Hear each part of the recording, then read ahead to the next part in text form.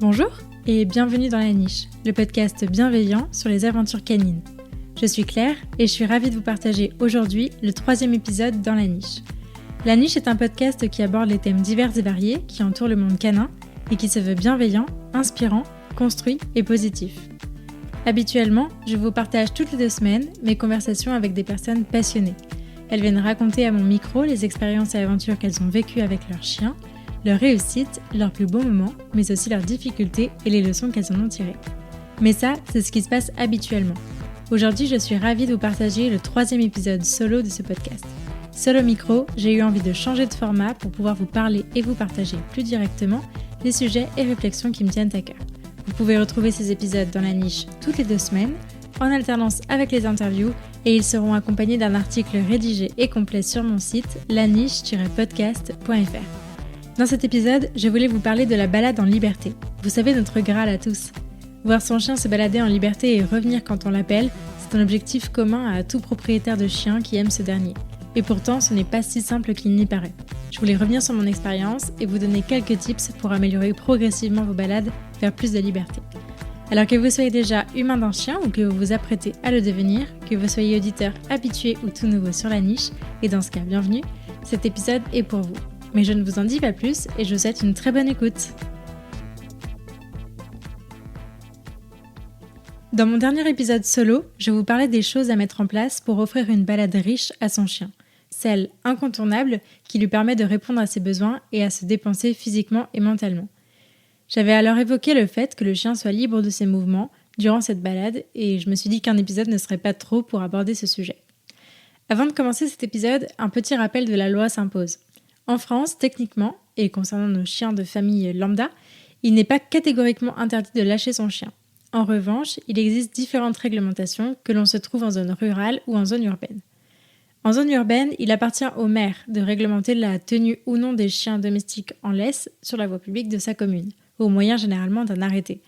Pour savoir ce qu'il en est dans votre ville, je vous conseille donc de vous renseigner auprès de votre mairie et de lire les panneaux. C'est notamment indiqué à l'entrée des parcs urbains généralement. En zone rurale, il existe 2 types de réglementation. Quoi qu'il arrive, le Code rural interdit en son article L211-19-1 l'état de divagation des chiens domestiques et définit cet état dans son article L211-23.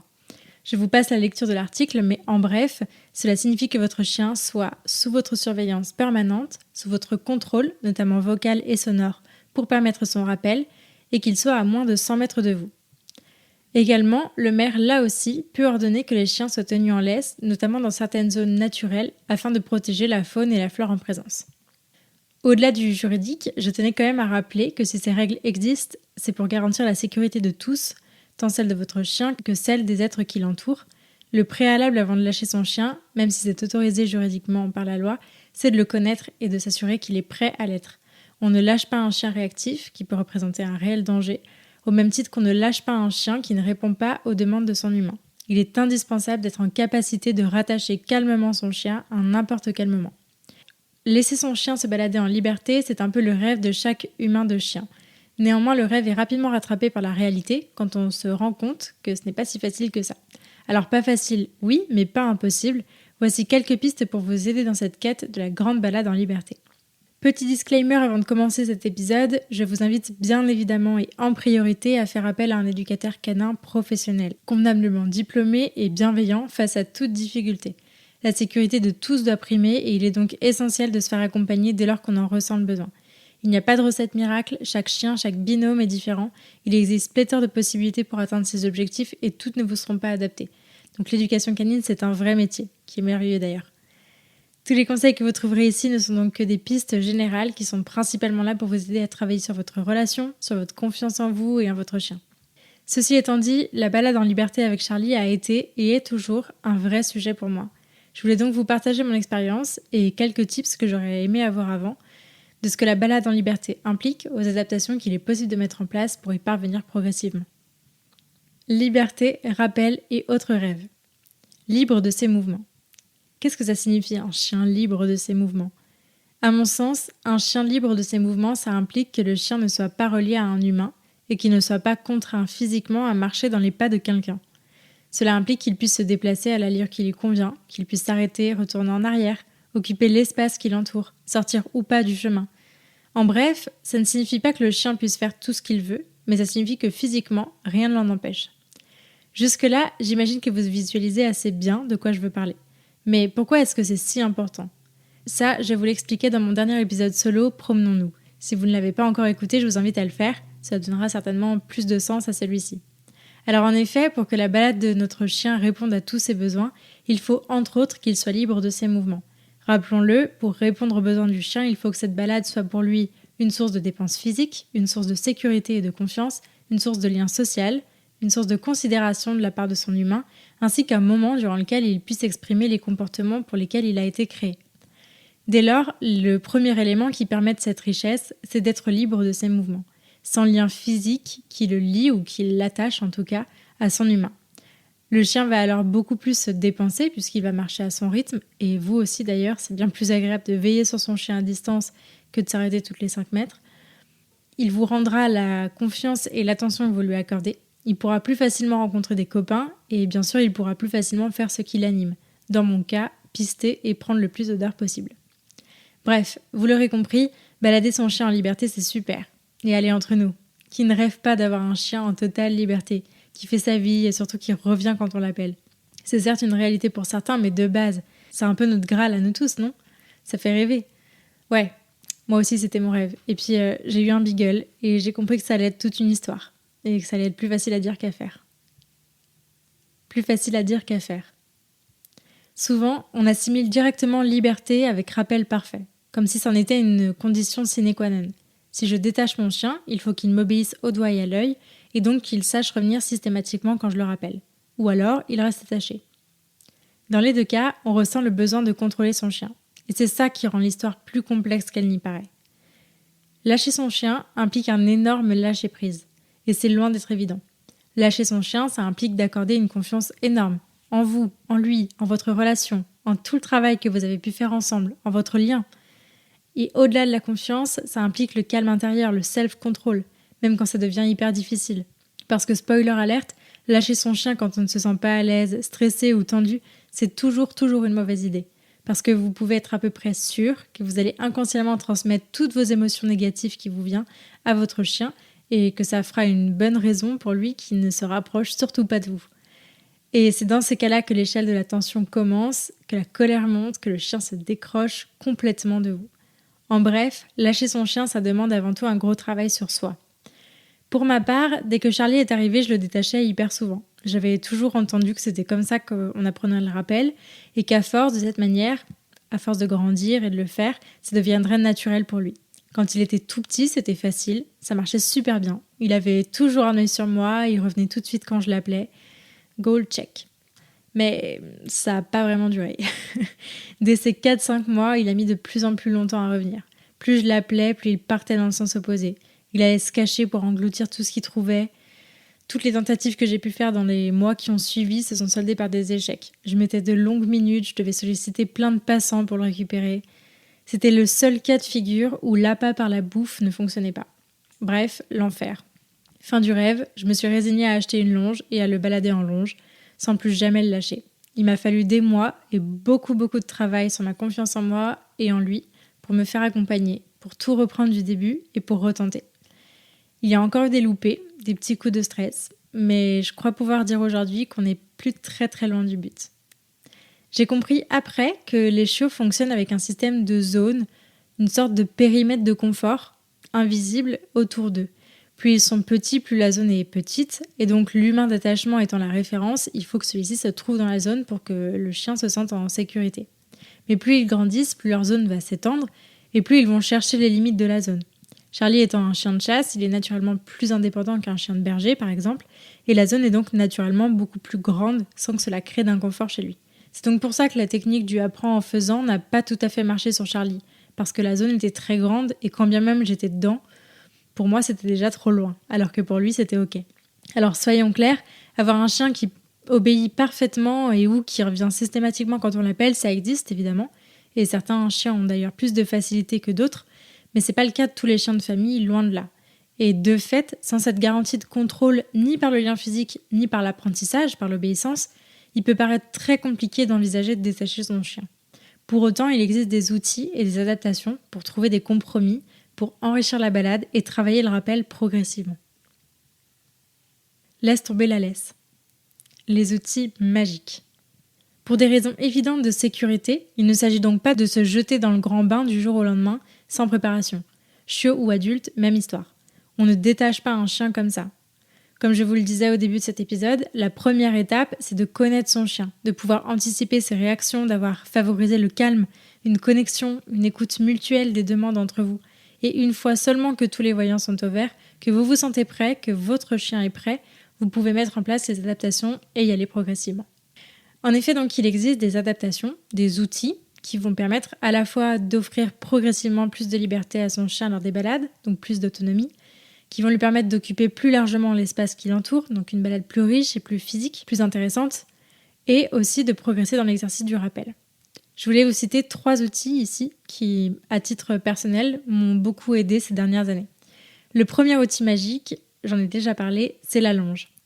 Une longe, c'est ni plus ni moins qu'une grande laisse de 5, 8, 10 ou même 20 mètres. Il en existe de toutes les couleurs, de toutes les longueurs et matières différentes, et c'est vraiment un indispensable à avoir. Perso, on n'utilise que ça, en 5 mètres pour le quotidien et en 10 mètres quand on va dans des plus grands espaces. Et on réserve la laisse de 2 mètres aux sorties en ville, aux courses ou aux visites chez le véto. Une balade en longe, ça permettra quoi qu'il arrive une balade considérablement plus riche qu'avec une simple laisse courte. C'est un super outil d'apprentissage du rappel parce que ça va permettre ce qu'on appelle la semi-liberté. Je vous en reparle juste après. Ça a aussi plein d'autres avantages, notamment dans les croisements congénères, mais j'aurai peut-être l'occasion de vous en reparler plus tard. Alors en ville, la longe permet une balade beaucoup plus riche tout en assurant beaucoup de sécurité pour le chien. Alors nous, on utilise une longe de 5 mètres, ce qui permet à Charlie d'avoir un peu plus de liberté pour prendre les odeurs sans que j'ai des kilomètres de longe en trop à gérer et sans que je m'arrête toutes les 2 minutes. À mon sens, il y a beaucoup trop de stimuli en ville pour garder un chien détaché. Donc c'est pour ça que la longe, c'est un indispensable parce que ça permet quand même de pouvoir faire des balades intéressantes tout en gardant une sécurité maximale parce que voilà, il y a des vélos, il y a des gens, il y a des trottinettes, il y a des voitures, il y a des bus, des camions, il y a à peu près tout ce qu'on veut. Donc clairement, pour nous, on ne prend pas du tout le risque, il n'y a pas de balade détachée en ville. En pleine nature, c'est bien sûr une autre histoire. La longe a tout un tas d'avantages que vous comprendrez juste après, quand je vous reparlerai de la méthode. Alors 2 points d'alerte notamment concernant la longe. Il faut premièrement apprendre à la gérer et s'adapter à l'environnement dans lequel on se trouve. On ne promène pas un chien en tenant l'extrémité de la longe et en laissant des mètres brinque-ballant entre le chien et nous. Il va falloir accepter de se salir un petit peu les mains, mais c'est pour la bonne cause. Je vous rassure, ça fait pas mal. Il va falloir apprendre à rembobiner la longe quand c'est nécessaire et lâcher du mou quand c'est possible. Et deuxième point d'alerte, le gros défaut de la longe, c'est qu'elle peut s'entortiller. Dans les jambes d'humain, dans les sous-bois et dans tout un tas de choses dans lesquelles elle pourrait s'entortiller. Vous pouvez donc potentiellement blesser quelqu'un et votre chien peut aussi se retrouver bloqué dans des branchages. Donc personnellement, moi, Charlie, il a toujours une longe, que je la tienne ou pas, il l'a tout le temps. Par contre, si je la tiens pas, que je le laisse jouer avec d'autres chiens, par exemple, qu'il y ait des humains autour, etc., je garde toujours sous haute surveillance. Le deuxième outil qui permet de se rassurer, c'est la balise GPS. Alors, ça demande un investissement, évidemment, mais ça peut vous éviter bien des galères s'il s'avère qu'à un niveau plus avancé, votre chien prenne la tangente, qu'il soit guidé par une odeur ou que sais-je. Elle est connectée à votre téléphone, il suffit de placer la balise sur le harnais ou sur le collier de votre chien et de le mettre en route au début de la balade. Le signal s'actualise toutes les quelques secondes et ça vous permet de visualiser sur la carte où se trouve votre chien en temps quasi réel. Ça fonctionne même sans connexion normalement, grâce au signal GPS, et c'est plutôt assez précis. Bon, néanmoins, c'est pas infaillible non plus. J'ai déjà eu plusieurs retours d'utilisateurs qui m'ont alerté sur l'absence de signal par moment, selon où vous vous trouvez. Ça, c'est un peu aléatoire. Le troisième outil qui permet de garder un contact avec son chien et qui est très rassurant, c'est la clochette, ou du moins un truc qui fait gling-gling attaché au chien. Alors, ça va nous permettre de garder un signal auditif avec son chien. Si vous entendez le gling-gling, c'est qu'il est toujours dans le coin. C'est pas forcément nécessaire d'avoir une énorme clochette de chien de chasse, d'autant que ça peut faire un bruit insupportable pour tout le monde, pour le chien en premier.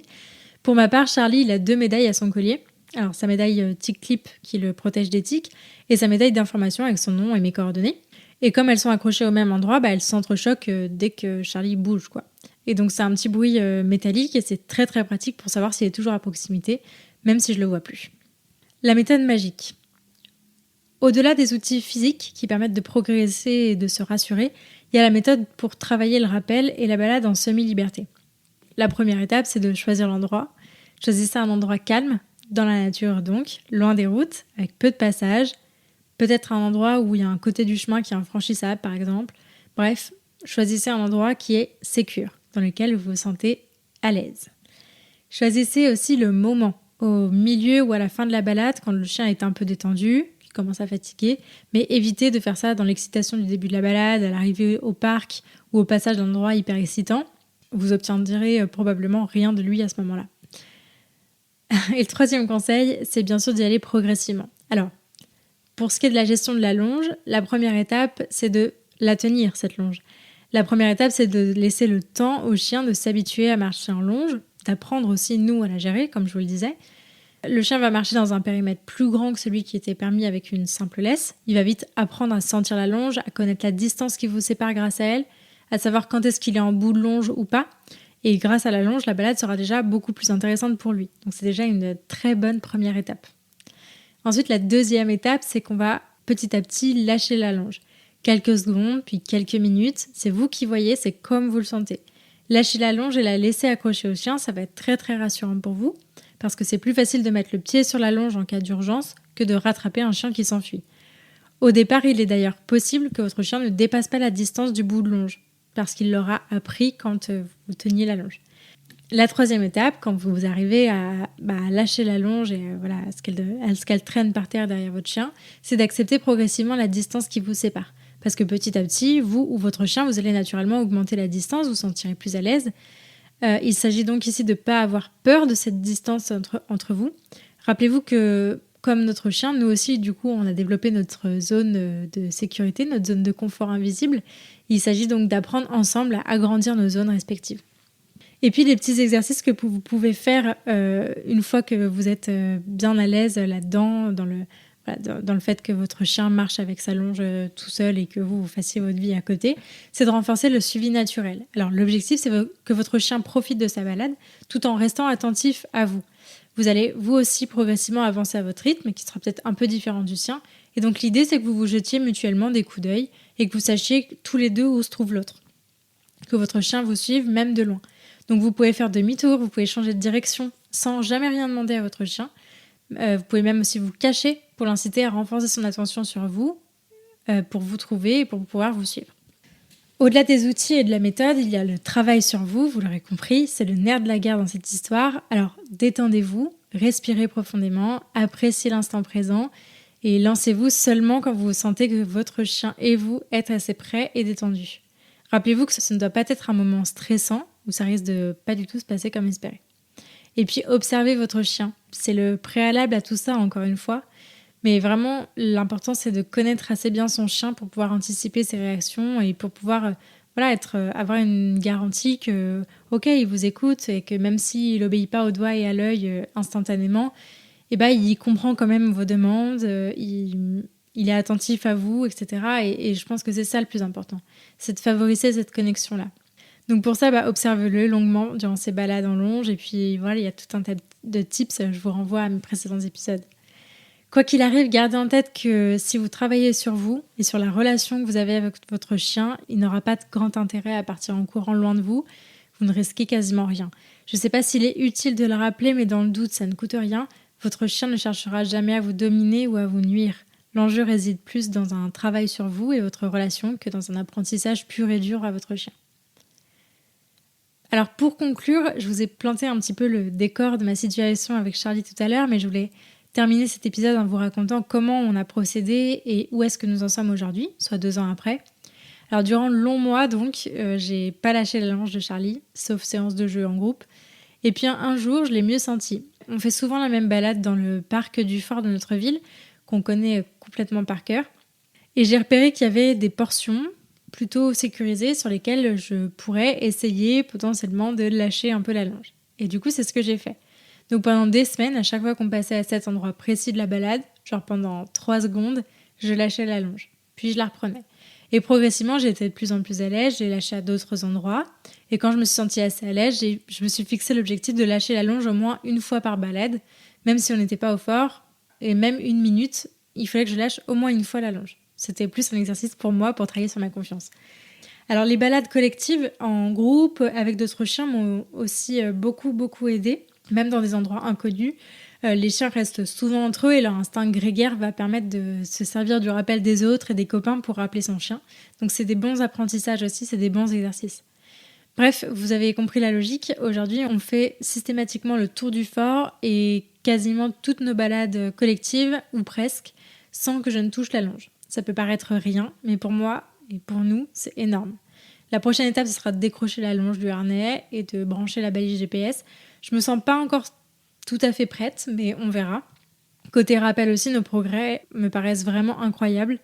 On ne travaille pas particulièrement à proprement parler plus que ça, mais notre connexion n'a jamais été aussi forte qu'en ce moment, et je pense que 9 rappels sur 10 que je demande à Charlie sont des réussites. Donc nos balades n'ont jamais été si agréables, tant pour lui que pour moi, et ça fait vraiment plaisir. J'ignore si un jour on sera en totale liberté, mais ce qui est sûr, c'est qu'aujourd'hui, je suis ultra reconnaissante de notre chemin parcouru. J'ai accepté que ce serait pas si facile, j'ai accepté qu'il nous faudrait du temps. J'ai attendu qu'il grandisse, qu'il sache mieux canaliser son énergie. J'ai fait des erreurs, bien sûr, mais je suis pas peu fière d'avoir persévéré, d'avoir travaillé sur moi. Je suis pas peu fière de ce petit être et je suis sacrément reconnaissante de vivre à ses côtés. C'est ma plus belle récompense aujourd'hui, c'est de me retourner et de le voir me rattraper en courant avec un sourire jusqu'aux oreilles quand on est en balade. Donc, en conclusion, si vous devez retenir que 2 conseils, ce seraient les suivants. Remplacez la volonté de vouloir contrôler votre chien par la volonté de renforcer la connexion qui vous unit, par la confiance que vous vous accordez mutuellement. Et puis, acceptez que ça prend du temps et qu'il faut être patient. Acceptez de stagner longtemps dans une étape du processus. Tout ça, ça va dépendre évidemment de votre chien, de ses instincts, de son âge. Ça va aussi dépendre de vous. Donc, mettez-lui une longe. Faites des balades qui sont déjà beaucoup plus intéressantes qu'en simple laisse courte. Et puis, travaillez sur tout ça et ça devrait bien se passer. Surtout, pas d'autoflagellation si on ne se sent pas. Si c'est pas le jour, tant pis, ça sera peut-être demain. Vaut mieux reporter que tenter dans de mauvaises conditions et rester sur un échec. Encore une fois, n'hésitez pas à vous faire accompagner par un professionnel pour qu'il vous donne des conseils adaptés à votre binôme, à votre façon de fonctionner, à votre expérience. Et bien sûr, comme je le disais au début de cet épisode, tous les conseils que je vous donne sont là uniquement pour vous inspirer et pour que vous puissiez vous sentir un petit peu plus fort pour travailler sur votre relation et la confiance que vous entretenez avec votre chien. Mais voilà. Merci beaucoup de m'avoir écouté jusqu'au bout. J'espère que cet épisode vous a plu et si c'est le cas, je vous invite à en parler à des amis qui le pourraient aider et à le partager sur les réseaux sociaux en me taguant @lanichepodcast. J'en profite pour remercier également Francesca qui m'a aidé à préparer cet épisode. Si vous souhaitez soutenir ce projet, vous pouvez aussi me laisser une note et un commentaire sur la plateforme que vous utilisez pour m'écouter. Ça aide beaucoup le podcast à se développer. Pour enrichir votre écoute, n'hésitez pas à visiter mon site laniche-podcast.fr.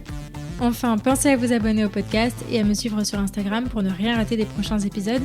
Ils arrivent très vite. D'ici là, prenez soin d'eux, prenez soin de vous et je vous dis à la prochaine!